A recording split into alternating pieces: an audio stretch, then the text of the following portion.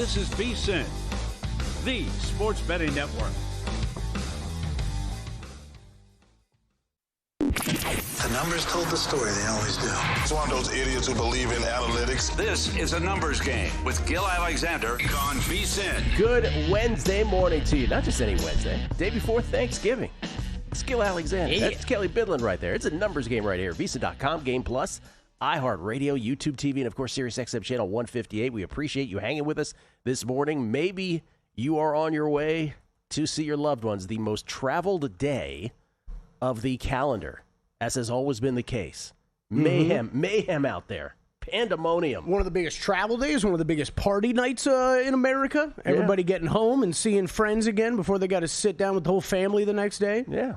Oh, that kind of party. I always enjoyed that. Yeah, Wednesday night, yeah. Before Thanksgiving? Get some people around you haven't seen in a while. Good one. Before a triple header of Thanksgiving football tomorrow in the NFL, and then one extra game on Black Friday, the biggest shopping day of the year as well. It's America. It's American Thanksgiving, as we call it Thanksgiving, as we established yesterday, right here on the show with Jake Hahn. Will Hill will join us. All his bets coming up momentarily across sports, college football, huge college football weekend as well, rivalry week. Greg Peterson on a robust college basketball slate, 72 college basketball games today around the nation in all these tournaments. I'll ask Greg also what I asked Matty Cox yesterday, which is this easier for you with these tournaments or harder to handicap on this? Big game between Gonzaga and Michigan, big early season game out here in the Players Era Tournament for the championship, the coveted Players Era Championship Tournament title. Do they get some money? Do we know? They do. Good. Yeah, good, players good. getting paid. I thought that was a very, very insightful. It was a great question by you. I thought a very insightful answer by Matt Cox yesterday. Didn't even let me finish the sentence. Yeah. He's like, nope, much harder. Mm-hmm. Which I like that answer because it gives him some credibility to me. It's like, me too, 100%. Yeah. Warren Sharp a little later on football, week 13 in the NFL. Todd Wishnev with his in-game thoughts. Tony Farmer on Survivor. Let's go. Last Men Standing pod host. Tony's going to talk all things Circus Survivor. 900 entries left. Let's go. Of course, we have a 13A and a 13B. Tomorrow and Friday act as its own week. That will perhaps thin the herd, although I'm not sure. Right? Yeah. If Philly and Baltimore both win, probably not that much. And then Sunday, Monday becomes its own Michigas as well. I got some negotiating to do. What am I waiting on, Gil? I didn't do any of that yesterday. I brought that up yesterday. I got to reach out to a couple people. I feel like I got in right at the right time. And it wasn't even me initiating it. So I feel like I'm just before the storm getting in. What are we giving like 1% at these days? Like how much does that cost? How much should that cost me? 1%? Yeah, I'm like I'm gonna just buy like 5%. I'm trying to just get a piece. 1% of the current value is roughly $200 today. Okay. Is that what you want? 1%? No, I want more than that. I want more than that. But that's from I'm trying to figure out what 5 or 10%, something like between that. 10 to 25%, somewhere in that pocket. That's kind of what I'm thinking. Thinking 10%. All right. Can we start with a little sports talk radio, crescendo into some bets here? For sure. So we were talking last week, you and I were, about, and you kind of blew your mind because I was talking about this Field Yates, Mel Kiper redraft of the 2025 draft. Yes, it did blow my mind. They decided. You about to do it again? Yeah, they just no, different one. They decided 11 games into the season, hey, let's do a redraft. And Kelly was astonished. I was shocked myself that Field Yates still went Cam Ward to Tennessee at 1, and both Mel Kiper and Field Yates went Travis Hunter at 2. That was the more surprising one to me. Yeah. The Travis Hunter one. Mel Kiper but then shocking when you add on the explanation from them that that they thought he was going to focus in on one side of the ball. Which makes no sense, right? What are we doing? Yeah. Mel Kiper did go Jackson Dart with his first. But anyway, that was interesting enough. The only two they matched on was Travis Hunter at 2 to Jacksonville and Will Campbell, who, by the way, is going to miss about 4 weeks now. Breaking-ish news. Going number 4. That was it. All the rest of the 10 were different. Ashton Genty nowhere to be found in the top 10. So the Sports Illustrated did a redraft of the 2024 quarterbacks. Yeah, Did you see this yesterday? No, I did not. Redraft of the 2024 quarterbacks. So, New England Patriots fans, you're going to be happy. The Chicago Bears, instead of having taken Caleb Williams in actuality, they end up taking Drake May, number 1 in this redraft. All right. I had believe it or not, I had less problem with that than I did with number 2. They're like, Washington will still take Jaden Daniels, but here's what their write-up was. They're like, this was a tough one. Based solely on 2025, I'd put Caleb here, but Daniels had an outstanding rookie season that saw him carry the Commanders all the way to the NFC Championship game. How short are our memories? It's incredible. It's incredible. It's like, begrudgingly, Washington would still draft Jaden too. Stop it. Just stop it. And completely agree with you. I think that, look, we could probably sit here and argue for hours of sports talk radio, incredible. Drake May versus Jaden Daniels. I think that's a fair argument. I'm less offended by that. Yeah, I would probably still go Daniels before May, but I understand. That right up, though. Yeah, what? Well, where it becomes interesting. And Caleb Williams. But, me and you have even given him some credit this year. They then have the Patriots at 3 rather than having drafted Drake May. Drake May would be gone in this redraft. They go Caleb Williams at number 3. The Patriots do. Patriots, congratulations. You end up with Caleb Williams in the redraft. The more interesting thing, though, becomes what of the rest, right? What of Bo Nix and what of Michael Penix Jr., what of J.J. McCarthy? They went Vikings take Nix at 10. Remember, they took J.J. McCarthy there. It's funny looking back at some of these. Penix would go 14 to the Saints. Remember, Penix went 8th to the Falcons, which was the crazy pick of the draft in the moment. And then J.J. McCarthy, 44th second-round pick to the Raiders. That's how far he crashes. Okay, so I feel like that feels about right. That does. Michael Penix Jr. only dropping down a few spots? Yeah, I'm way lower on him than most at this point. Well, at this point, right? Yeah. Because I think entering the year, I had high hopes for him, and I think you did too a little bit. And yeah, I thought that's... But this year, I don't see it. Like, that stock's crashed too, right? Yeah. Maybe not as bad as J.J. McCarthy's, but that stock is not looking nearly as good as it did before the season started. All right, crescendoing to the bets. I'm laughing real quick just looking at that draft of like, hey, Cardinals, great call on Marvin Harrison Jr. over Malik Neighbors. Like, it's a whole 2 years ago. That's it. But again, so early to judge that I know. as well. Yeah. So DVOA, who was it? Was it Cowboys _Cubs 1 primetime? Was joking. What are the Cowboys as a 5-5-1 historical yesterday? Well, Week 12 DVOA rankings. Aaron Schatz over at FTN Sports, granular level, analyzing every play of the NFL. We have a new number 1. You and I did our power rankings yesterday. He agrees, right? He's got the Rams at number 1 now, flip-flopping with the Seahawks.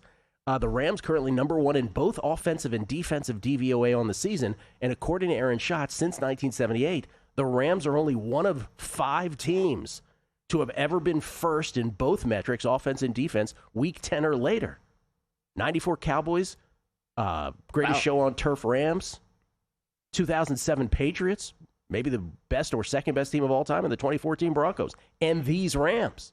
That's quite the distinction. How about, usually there's small differences. I always like to look at DVOA and what Pro Football Focus rates them out as. Pro Football Focus, number 1 overall and number 1 offense and defense. There you go. The other big things, again, from last year, Cincinnati still has the single worst defensive unit in the history of DVOA since 1978. That remains the same as they head into their game against Baltimore. The Giants have the second worst run defense since 1978. Second worst run defense. So you're like, how are the Giants this bad? Look no further than that run defense. Wow. Okay. And then just for the DVOA rankings, we mentioned that New England, he has them 17th going into last week. He still has them 17th. New England is 17th. The Bears are 22nd. So those are the anomalous ones as well. As far as bets, I added some bets yesterday. Wait, was there nothing on the actual Cowboys? I was waiting for something on the Cowboys. Oh, no. Okay. That was just a joke from Twitter. Dallas is 18th overall. I was thinking you were about to say they were one of the better 500 teams or near 500 teams around this mark, but that would have shocked me. Just to do a deep dive on 5-5-1s. I did add bets yesterday, Kelly. So I had the Lions minus 2.5 Thanksgiving or from earlier in the week. I did add the Bengals plus 7. When we did this on Monday, when we did guessing lines on Monday, I thought this was sort of a middle of the road. Like, was it going to be Flacco? Was it going to be Burrow? Remember, Monday morning, we didn't know that yet. It wasn't official. It's Burrow, and it's still plus 7. Now, it's extra juice on the plus 7, but I grabbed that. We're teetering on 6.5s here. I don't think this is going to be a 7 by game time. And I think this is one of these things where we're close to the sun, and the public's going to be like, wait, what? As the game approaches tomorrow. I don't see how the Ravens are justified as a 7-point favorite. As bad as the Bengals defense is, what have the Ravens done to merit this line? I'm not really sure. Yeah, I know. They're on a 5-game winning streak. Believe me, I was one of the first people, 1-5. I'm like, they're going to win the division. But no. 7, I'll take the 7 with the Bengals tomorrow. I'm there with you, man. Jamar Chase back with the Bengals as well. And I also added the Seahawks -10 on Sunday versus the aforementioned Vikings. Max Bresmer going for the Vikings as their quarterback. We didn't know this. By the way, it's 10. It's 11 now. I had my -10, -20 on this. Is Max Bresmer going for the Vikings? He was a great FCS player at New Hampshire. Then he played at the University of Minnesota. Listen, Darisaw and Jackson on their offensive line are dunzo here on the left side of their offensive line. Seahawks great on defense. I just don't know how this remained where it was. Again, not knowing what the quarterback situation was Sunday morning. Is Bresmer going to be worse than McCarthy? I have no idea. But yeah. I'm not going to assume that he will be. So to me, that's a play on the Seahawks as well. So I added those two. And as we talked about on the show yesterday, you called it before the end of the show, right back here at Circa. They had the Bears to miss the playoffs at a remarkable +155, which wasn't anywhere close to the number we were showing during the segment, which was at +120 yesterday. So I grabbed that as well after the show, +155, Bears to miss the playoffs in the NFC. Added those to the old, what do the kids call it these days, the portfolio? The sports betting portfolio? Portfolio, yeah. Making it sound all financial and stuff. All right, Will Hill, his bets on the other side. It's the numbers game at VSiN, the Sports Betting Network. If you're serious about football betting, VSiN's got your weekend game plan. Fridays at 7 p.m., it's the Circa Friday Football Invitational. Saturday morning, VSiN's college football tailgate show at 9 a.m., breaking down matchups, props, and big-time bets. Later that night, join the football contest show as the sharpest betting minds give you their picks for Sunday's game. And Sunday at 9 a.m., lock in with Mitch and Pauly on VSiN's Pro Football Tailgate Show. Your final stop before kickoff. Check out the full lineup at VSiN.com and join us on the Sports Betting Network. This is VSiN, a network of sports betting analysts, writers, hosts, and handicappers, all here to help you become a more confident bettor. We broadcast live every day from Las Vegas, the sports betting capital of the world, and from studios across the country, giving you insight from every angle of the action. Take VSiN with you wherever you go with the VSiN Watch app, or catch us on streaming platforms and regional sports networks. You can also listen live on SiriusXM Channel 158 and on radio stations nationwide. Check out VSiN.com as well for betting tools, exclusive betting splits, AI-powered player prop projections from Opta, pro picks for every game, plus in-depth betting guides and articles built to give you an edge. From sharp betting analysis and daily best bets to insider interviews and expert breakdowns, VSiN is your trusted source for everything happening in the world of sports betting. See everything we have to offer at VSiN.com and become part of the Sports Betting Network. Coming up on the next edition of Follow the Money, Paul Charchian to talk props and fantasy advice for Thanksgiving week. Sal Pal on the big game Black Friday with the Eagles and Bears. Mike Palm with You Cannot Be Serious. Matt Humans, best bets, college basketball and football, and also top side dishes for Thanksgiving. Follow the Money, 4 to 7 Eastern on VSiN. The Sports Betting Network, now SiriusXM Channel 158. Check out the website for all the betting tools and analysis.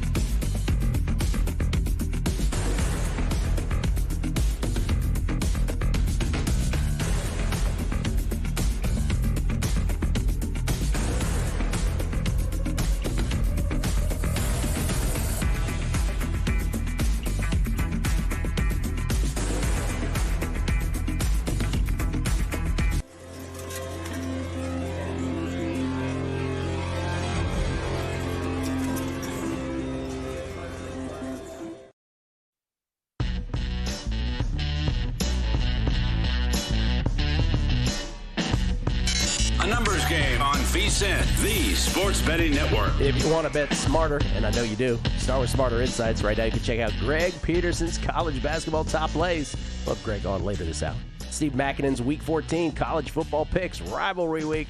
Zach Cohen's Thanksgiving NFL previews. Later today, you can check out Zach's NBA picks and props, Jonathan Davis's NHL top plays, and Dave Tooley's NFL Week 13 takes. Tooley's takes, we call it. Our biggest new subscriber offer of the year is here with our Black Friday special. Get full access to everything we do until May 1st for only $60. Go to VSiN.com/subscribe. Do it now. Love when we say do it now. We get tweets speeding the book. Y'all are the best. Best listeners in the game. Oh, Fred Leonard's, my bad. I kept calling him Bresmer. It's Brosmer. He says, us Gopher fans are very protective of Max. Mea culpa on that one. Jerry Robertson, Austin Reeves, 31 points, thanks to Drew Dinsick for most improved player. Let's get it, he says. Yeah. You're on it as well, right? Yep. That was a nice start yesterday. It was definitely a great point out by Drew. Parlay Pete, week 13 live prep with Sharp, Wishnev, and Hill on VSiN in minutes. If you're serious about the numbers, block 3 hours before Thanksgiving lines lock. This beats 99% of the noise. Thank you, Parlay Pete. We appreciate it. And Money Gun Guz at Mike Stacks, 8383. Happy Thanksgiving to Gillen. Kelly, speaking of buying a percentage, I'm still waiting for a sushi percentage from Gillen. Does Kelly want to buy a piece of my Circa Million entry for a magical ride, sitting tied for 4th? Have a great show, guys. I think Money Gun was trying to sell part of his entry to millions last week as well. Tenalock from Australia. We need a new segment of Kelly guessing San Fran terminology. Golf was your best one, Kelly. Annual leave approved for your Thanksgiving. I get to watch 2 Mahomes, Dak duke it out, Green Bay, Detroit, both playoff worthy, and Burrow returns to the cauldron of the Ravens Day. Yes, indeed. Tenalock, thanks for listening to us from Down Under. We appreciate that. I'll tell you the biggest problem your city's got going is this obsession with sourdough bread. So overrated. You don't like sourdough bread? You know what? Just for that comment. Most overrated bread. Just for that comment. More Bay Area terms that Kelly's going to have to pronounce later on the show. Just for that. Primetime last one, Cowboys_Cubs won about the Cowboys 5-5-1 historically. Says, yo, hey, man. Yes, Kelly, an entire nation was waiting for Gil to declare America's team is the greatest 5-5-1 team according to DVOA rankings. Happy Easter and peace love to you and your crew. Hashtag commies suck. And then it really had me on the edge of my seat there. I was like, wow, do you have actual information on this? This is incredible. And Ace Dick Cardano, there isn't enough talk about the Will's Wagers articles. He does a great job with the write-up. We're talking about Will Hill here because we have Will Hill right now, right here live, courtesy of the Progressive Guest Line. He's the host of the Shoulda Bet More podcast, star of the Megapod, star of the Bear Bets podcast empire. What's happening, man? What's going on? Yeah, and on VSiN Primetime tonight with Matt Humans today and tomorrow, 7 to 11 Eastern. Matt Humans and I spreading a little holiday cheer, Gilly. Is he back from Maui? I believe so. That's what I'm told. Or is he doing it live from Maui? I have no idea.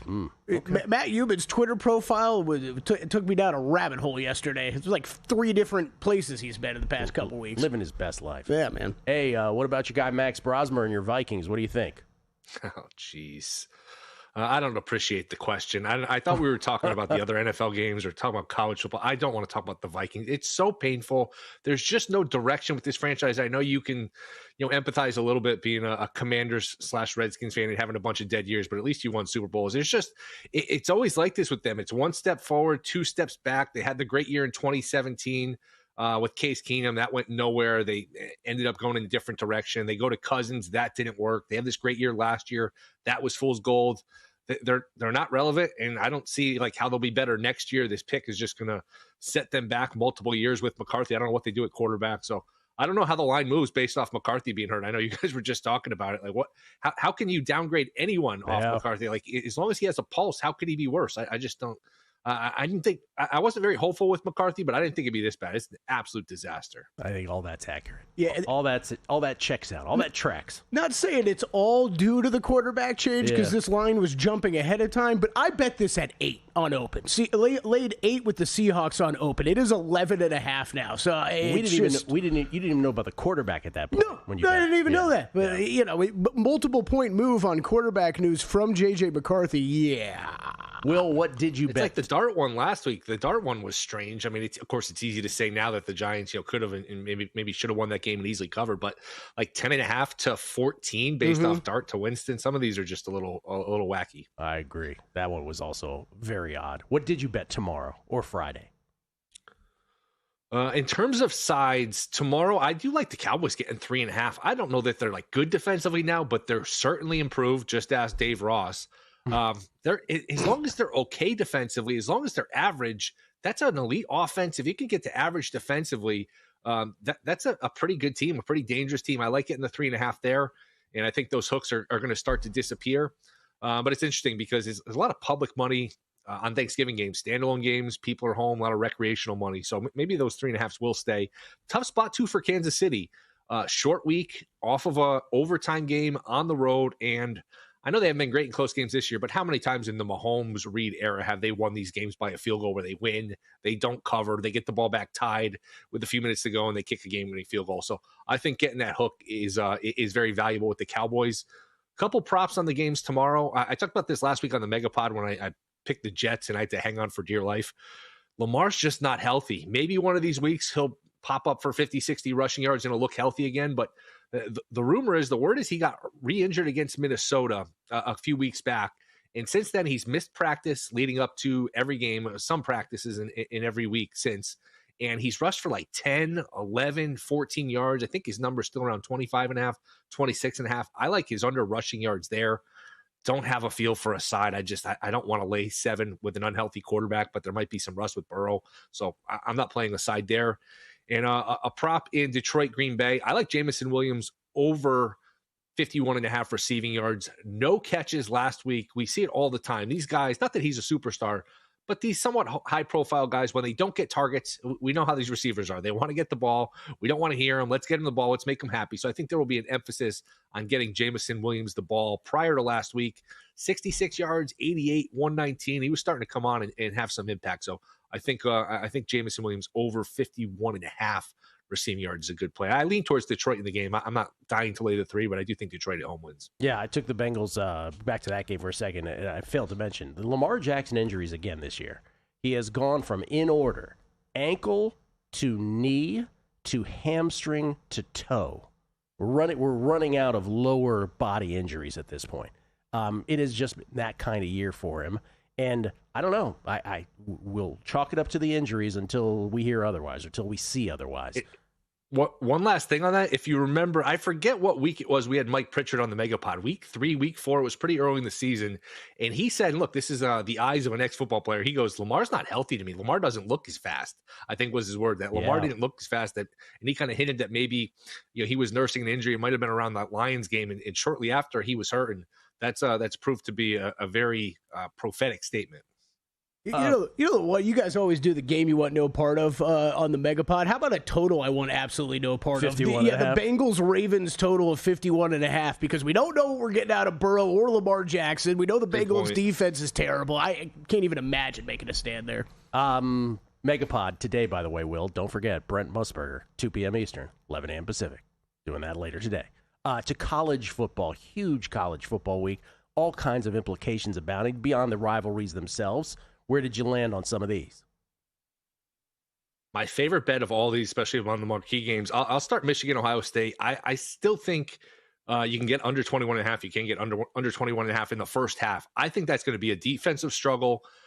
Ohio State, they've lost the last handful of years to Michigan, and they've gotten just beaten up in the trenches, kind of bullied. I think they're going to come out, especially with banged up receivers. Who knows if they're going to play or not? I think they're going to have an emphasis on running the ball. Michigan's kind of an under team, a running defense team. Maybe there's a little weather involved. It's going to be cold. I don't think it's going to be crazy in terms of the weather, but I could see like a 10-7 type of first half here. I prefer that to the full game, just because if one team, especially Michigan, gets behind 2 scores, that the scoring can get a little out of hand in the second half with teams trying to play catch up, things like that. So I do like that under 21.5 first half. I think there could be a little feeling out process in that one. And I like Washington getting the 7. Sounds like Coleman, the running back for Washington, who's going to be an NFL guy, is back. They got a dangerous quarterback. Oregon, that was an impressive effort against USC, but I mean, their best wins are a limited Iowa team and a game they could have lost, and kind of a soft USC team who doesn't play well on the road. I'm still a little skeptical of Oregon laying 7 on the road here. So I like Washington plus the 7. And the one last one, just because we talked about it last week, just to revisit it. Talked about Ole Miss last week at 11-1 to miss. They did not play a game this past week, and there were no upsets, and they're down to like 3-1 to miss. So I'm still of the belief. I talked to the Bear, Chris Fleeka, the other day when we had him on primetime. He's of the same belief too. I think if Ole Miss loses, they're out. So, I mean, you're losing some of the value on the number, but that's a very tricky game against Mississippi State, and I think Ole Miss better win that game to be in. And the Lane Kiffin announcement comes after the game, correct? That's the word from Ole Miss. What a cluster! You know what I mean? This is a guy, you're going to take a team to the playoff and not coach them just to join another program, and then maybe one day you'll make the playoffs and coach that team. It's just a very bizarre situation, the whole thing. I think he's staying. He's staying. They should make a halftime show out of it. I don't just know. A big check ceremony for Lane. Here you go. Come on back. We're going to match anything they offer. That's what they say. We'll see. Any college basketball morning games? Pre-flop? Nothing? No? Yeah, those 2 11 a.m. Eastern games, which start in about a half hour here. I played both first half unders. Both first half unders. Doing that early morning under thing. Thank you, Will. Appreciate it. Talk to you on the Megapod. See you guys. Thanks. Will Hill. Not the Will Hill. 2 E's on the on Twitter, by the way. We'll come back. Most and fewest wins in the NFL next. This Black Friday, VSiN's hooking you up with our biggest deal of the year. Just $60 for full VSiN Pro access through May 1st. That's 6 months of nonstop action from the heart of the NFL season and college bowl games through the Super Bowl, March Mania, the Masters, and the NBA playoffs. Get every VSiN Pro article, betting tool, AI projection, and expert pick, all for just $60. Don't wait. This offer's only for a limited time. Head to VSiN.com/subscribe and join us on the Sports Betting Network. Elevate your sports betting game with VSiN's exclusive betting splits. Stay ahead with real-time market trends and track bet percentages on any matchup, then uncover the edge by comparing them to the amount of bets placed to find out where the sharp money is headed. Upgrade to VSiN Pro to access betting splits, live odds, line moves, power ratings, and in-depth game analysis. Go to VSiN.com/pro to join VSiN, the sports betting network.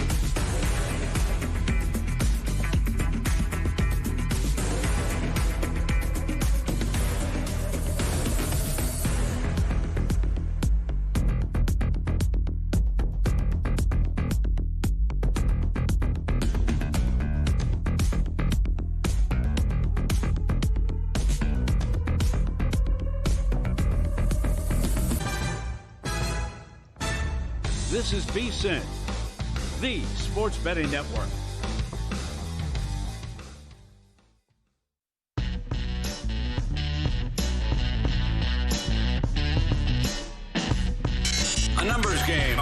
VSiN, the sports betting network. We are the official horse racing partner of First Bet. First Bet is the official horse racing partner of us, VSiN. First Bet, built for bettors who demand more. Isn't just about placing a bet at First Bet. It's about helping bettors of all levels with proprietary AI handicapping tools that provide data-driven insights to help you make smarter bets. First Bet's in-app tools give you win, place, and show probabilities for each horse so you can quickly and easily identify good value plays and improve your ROI. Right now, you can take advantage of the limited time $250 sign-up offer. To claim your bonus, use promo code VSiN250 when you sign up in the First Bet app or firstbet.com. That's promo code VSiN250. First Bet, by the way, with the number one, stbet.com. We get tweets beating the book. Xavier82 sending us a weather scanner, a Doppler of sorts, Doppler radar. Said, good gents, have a great show. Currently grounded until this crazy wind in the Midwest calms down. Wonder if this will affect any games tomorrow during the Thanksgiving slate. Well, they play indoors in Detroit, Xavier, so I don't think so. I think they'll be okay. I think they'll be okay indoors. Hopefully you're okay. Yeah. Hopefully you're okay and you get to where you need to get. Brad Magnus got signed up for VSiN Pro. Will be at Circa Jam 2 to 5. I think he means January. Oh, he means Circa January 2nd to 5th. He typo. It said jam in there. Jam. Best Mexican restaurant near downtown or on the Strip to take the wife? ? He says. Looking forward to a beer after the show. Kelly's Treat. Best Mexican restaurant downtown or on the Strip. You know what? I will say, I will admit, I'm still looking for a Mexican joint on the Strip for me to plant my flag and say this is the best. I enjoy Javier's at Aria. It's so expensive, though. But it's expensive. I don't know about you. I've had very hit or miss dishes there food-wise. I love the bar. Great bar. Great salsa. Chips and salsa. If you just want chips and salsa and a margarita at Javier's, is tough to beat at Aria. Let's just put it this way. I don't really mind paying a lot for good food. This place is one of those places where even those who don't mind are like, are you guys for real on this? Yep. That's what I would say about that place. I'm trying to think the spot at the Wynn, which name escapes me right now. Yeah. Their New Mexican place is great. There's a new one at the Cosmopolitan, which I haven't been to yet. I have not been to that Amaya, either, which I would like to go to, yes. I haven't been there. Do you feel the same, though? Like, I am very passionate about Italian takes on the Strip, steak. Like, I've got my place that I would defend. Mexican, I'm still open. I'm with you. G-Straw in Boston. You're exactly right, Jim. Good Lord, am I the only one who can't stand listening to Tony Romo anymore? I find myself popping on VSiN Live instead. Good. You know who was the first person that said a negative word about Tony Romo on air? Whom? It was our own Brent Musburger, star of the Megapod today. Remember when everybody, the first year of Romo, when everyone was like amazed by how he was calling out the play before it happened? It was awesome. Remember that? I'll stand by Tony for that. Brent was the first guy who was like, as someone who has done play-by-play, that was not the way to do things. Yeah. It was very different. It became annoying. It became annoying for everybody. I was one of the people that enjoyed it at first.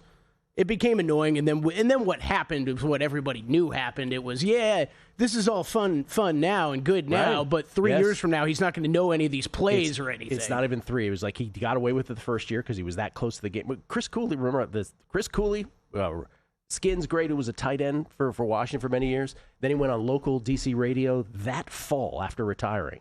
And like some of the sports talk hosts were like talking about stuff, and he's like, guys, I was just in the locker room 3 months ago. I have no idea what this stuff is.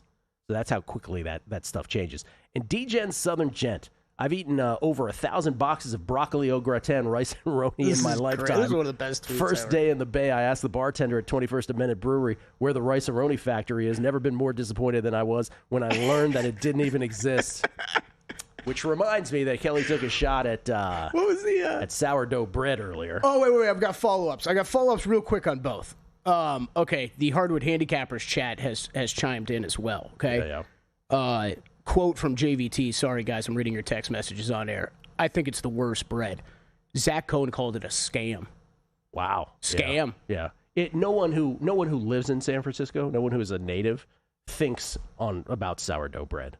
It's kind of a tourist thing. What I was dying laughing about with DJ Southern Jed's tweet was something about Mary where he's like moving and he's like, yeah, I'm going to work for Rice and Roni. He's like moving to Miami and he's like, isn't that the San Francisco treat?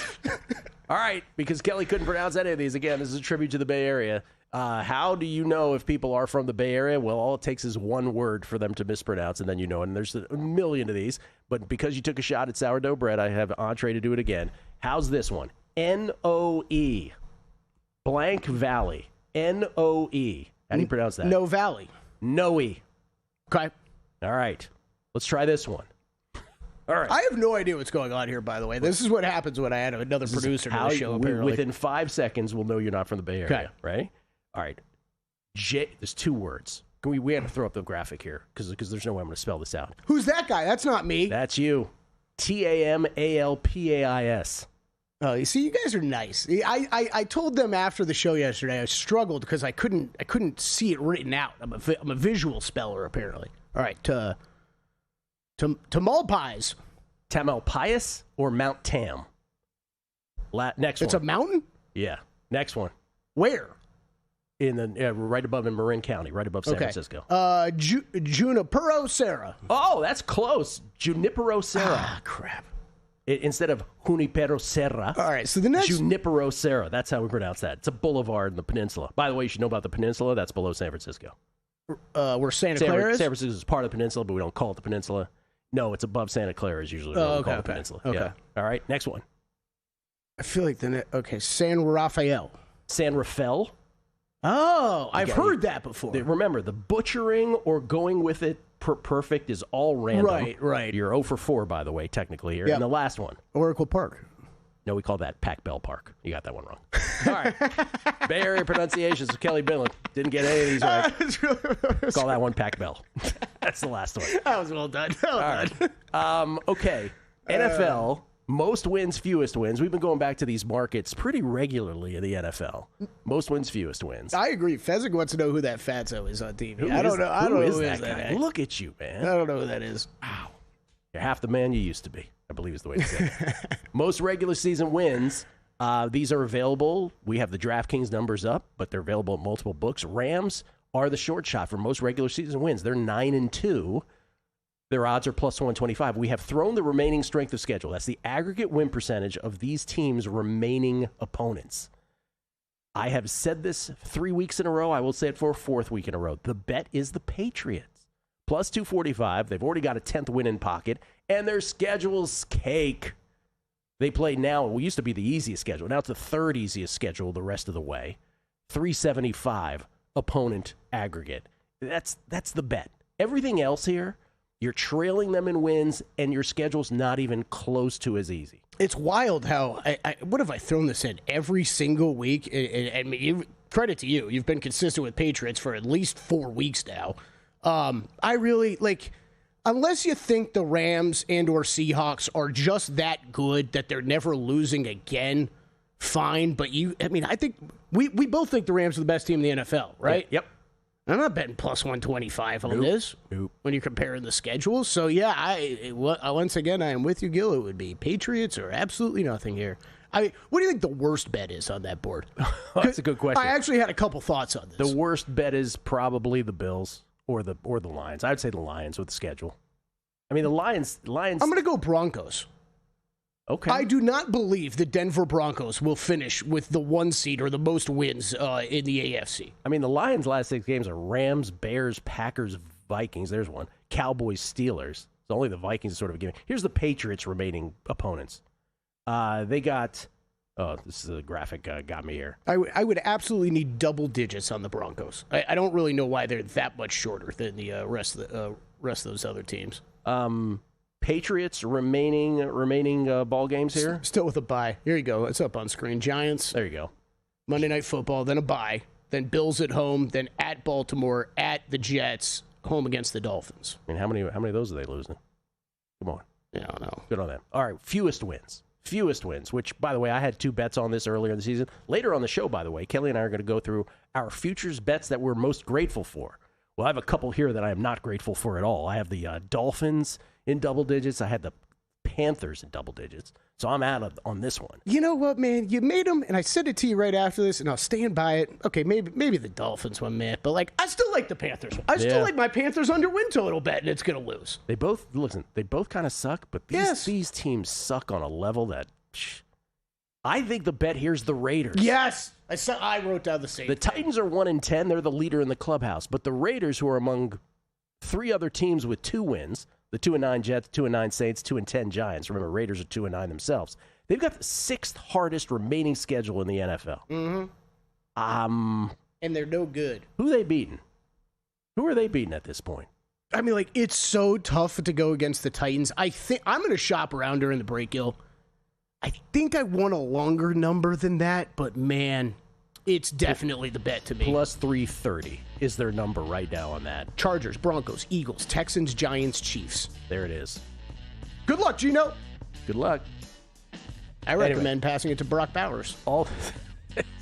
Kelly also recommends pitching Tarek Skubal every night. It's a whole different story. He's got recommendations. That's right. Greg Peterson on a full slate. 72 college basketball games. He might have a bet, I should say, in all of them. Next on a numbers game right here at VSiN. VSiN's player prop projection tool is now available for the NBA. Get projections for points, assists, rebounds, and more powered by Opta AI. On VSiN.com/NBA props, we line up our projections against the latest DraftKings odds so you can quickly spot mismatches and find value before the market adjusts. The NBA player prop projections tool is available exclusively to VSiN Pro subscribers. Check it out now at VSiN.com/NBA props and join us on the Sports Betting Network. Join the guru, John Hansen, at the intersection of prop betting and fantasy sports on Prop Points, only on VSiN. Lesson number 1, Patty's back. I still believe that Caleb Williams is not any good.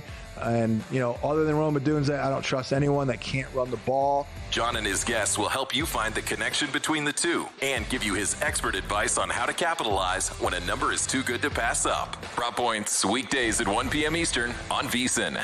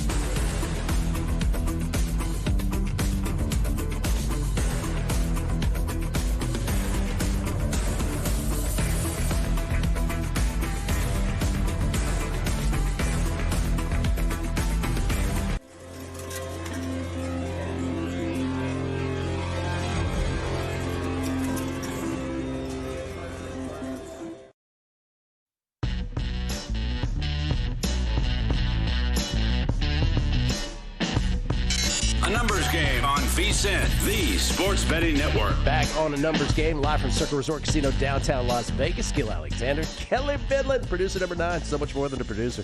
Does it all. Studio bouncer. You name it. Pronounced arm swinger. Noe? It's all there. Noe. Is that what it was? Noe Valley. It's the only one I wrote down. It's a neighborhood in San Francisco. Y-Town Gambler. La Salsa at Miracle Mile. Just go in the mall entrance to avoid the casino. Come on, Y-Town Gambler. That can't be the best Mexican restaurant in town. I don't think so either. Ice Cold Gambler. I know you're from the Bay because every sentence has hella in it. It's true. Jason McKinney. Explained to my wife last night the San Fran... Cisco pronunciation started with Concord because we stayed there years ago to go to wine country and the Peanuts Museum. Then I saw this one checking scores, and you'll have to have a convo with ESPN. Oh, yeah, they Sacramento State was playing San Francisco State, and they abbreviated it San Fran State. Yeah, we don't like that. Chris Curry, best Mexican restaurant in Vegas is Lindo Michoacan, I believe it's called, at Palace Station. Really? Forgive me for the pronunciation. Jason H11. Every time I've had Mexican in Vegas, it's not as good as my local place. Strange that's the case, but fortunate for what I have here. I don't know where you are, Jason, but that's exactly how I feel. I mean, there are some great off-the-strip locations. We're just talking about on the strip. Yeah, we're talking off the strip. I mean, not Mexican, but Spring Mountain Road is its own world of greatness. Yep. J-Rod. I was informed that Todd had turned into Dastardly Dodd as he was withholding his live bets from poor innocent Chris Felica. Imagine that, Dastardly Dodd. Oh, because Chris didn't go over to do the telegram. That's why.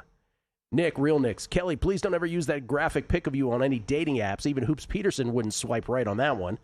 LOL. Happy Thanksgiving, my dudes. Very thankful to have ANG in my life. We're thankful to have you in our lives, Real. I had no part in that graphic making process. It's the first time that I'm feeling very, just my powers have been taken away from me a little bit. Things are being produced around me, over my head. Someone's got to produce the show, Kelly Bidlin. John Massey has a Bay Area comic done a Who's on First like skit with Noe Valley, but there's an E. Cancer-free from stage 4 NH. He says, the problem with the Raiders' fewest NFL wins, he says, they beat the Titans, so they would lose that tiebreaker. That's true. Check the rules. Lockmen. Seems like everyone's drinking the Rams Kool-Aid. Once they put together an actual efficient second half, we could talk. But for now, their first half script is the best in the world. And Rula says, be careful, gents. Remember taking that sure thing under on UCLA, winning over 2 games. That's one of the worst bets I've made all year. That's Kelly Bidlin jumped on that quick. I was sold. Actually, we always do this, the New Year's betting resolutions, right? Worst bets of the year. That one's up there. I love him to death. Felica talked me into that one. I would make it again. Other one I would make again that Will talked me into in all of 4.5 seconds was Rutgers to win the Big Ten tournament. Right? Was that last year or the year before? Probably last year. Yeah, because he's like, hey, I got two NBA lottery picks. I was like, 500 to 1, I'm it. Mine was still Talia Tagovailoa Heisman, and then he comes out and he throws 3 picks like a minute later in the first half. I bet that with you, too. Yeah, we live on air for that for primetime action. Greg Peterson joins us now, everybody, courtesy of the Progressive Guest Line. Pardon me. You can follow him on Twitter at @GUnit_81. His tribute to Anquan Bolden, if I remember correctly. How you doing, Greg? Yes. That is a tribute to Anquan Bolden, whose son plays for Florida A&M, by the way, and I'm doing great. How about you guys? Doing very well. 72 college basketball games today. You will have a bet in what percentage of those would you say? We're probably going to spray the entire board, though some of these games in Las Vegas I still need to get down on because they didn't give us the matchups until like midnight Eastern time, so they didn't do us a lot of favors there. So we've got everything going down here, and then hopefully we'll get in some bets there. We'll be watching all-day basketball today, and then it's Thanksgiving tomorrow where we'll have more action. I love it. By the way, what's the deal on the Players Era tournament? I was watching Alabama and UNLV. What's the deal with the score bug? They had problems with the score bug, or has that been throughout the whole tournament? They have trouble with this? I think that they just had trouble in that game, but for me, I just wish that they gave us a bracket. Like, give us a bracket. The bracket has been so tried and true. Like, you don't need to reinvent the wheel here, guys. Why are we going to point differential and everything like that? Like, there are some people that hate the players event. There are some people that love it. And it's like, let's make this a little bit more simple to know who's playing who. I'm totally with you because I had that experience of searching for the bracket. I'm like, where is this thing? We do know, though. I did the same thing. I was like, where is it? We do know, though, despite not having a bracket, that it is Michigan and Gonzaga in the Players Era Tournament Championship tonight, correct? Yes, sir, it is. And I took a shot on Gonzaga on the money line. I saw that open up with them as an underdog, and I really like the way that this Gonzaga team is built. I mean, the fact that they got Ty and Grant Foster, who was in danger of being ineligible this year, has been massive for them. You've got great guard play with the man of steel, Steel Ventures coming in off the bench, shooting it well from three. There's just a lot of out of sight, out of mind guys that were maybe injured for a year. In the case of Braden Smith, a very rare actual optional red shirt. You've got down low Graham Ike, who I think is going to match up well with the Axel Lendeborg. Now, Ade Amara has been rock solid for Michigan, but with Michigan, they still have a little bit of a problem with turnovers, which was their main kryptonite last season. And as we know, out here in Las Vegas, Gonzaga, it's sort of like Gonzaga has such a good home crowd. Right now, they have flipped from being the underdog to a favorite. I would still be willing to lay that 1.5 right now with them. And the Gonzaga defense is so improved from past seasons as well. So I also took a shot on that under 162.5.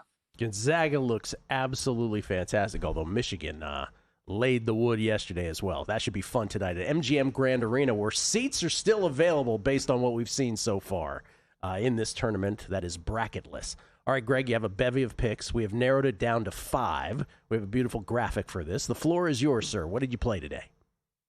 We are in on Stonehill. I was able to get them at -3 versus UMass Lowell. I've seen this go up in a lot of places more around about a -3.5, -4, but with UMass Lowell, this is just a rough team. Outside the top 300 in terms of both points scored and points allowed on a per possession basis. They had a game this year against UConn, which UConn's a great team, but they got down in that game 44-3. That's not great, to say the least. And when this UMass Lowell team has been a solid team, it's been based around the rebounding. Outside the top 325 in terms of rebound percentage, looks like Will Batchelor probably not going to play once again for Stonehill. He's been dealing with a little bit of injury, but a circumstance where with Stonehill, they still have quite a bit of their backcourt back from a season ago. I took the -3 here, and with regards to this total, I was seeing that right around about a 150 or so. I also dove in on the under, just unsure if UMass Lowell is going to do their part with it. All right, let's go to Appalachian State and Mercer. Yep, I took 6.5 here with Appalachian State. Numbers have been moving around a little bit, but I mean, pretty much any sort of plus number, I'm in on Appalachian State. For Mercer, they've had their just triumphs a little bit more on offense. They're out inside the top 200 in terms of points scored on a per possession basis. You bring back Brody Shoulders, but what I love about this Appalachian State team, always built around defense with Dustin Kern.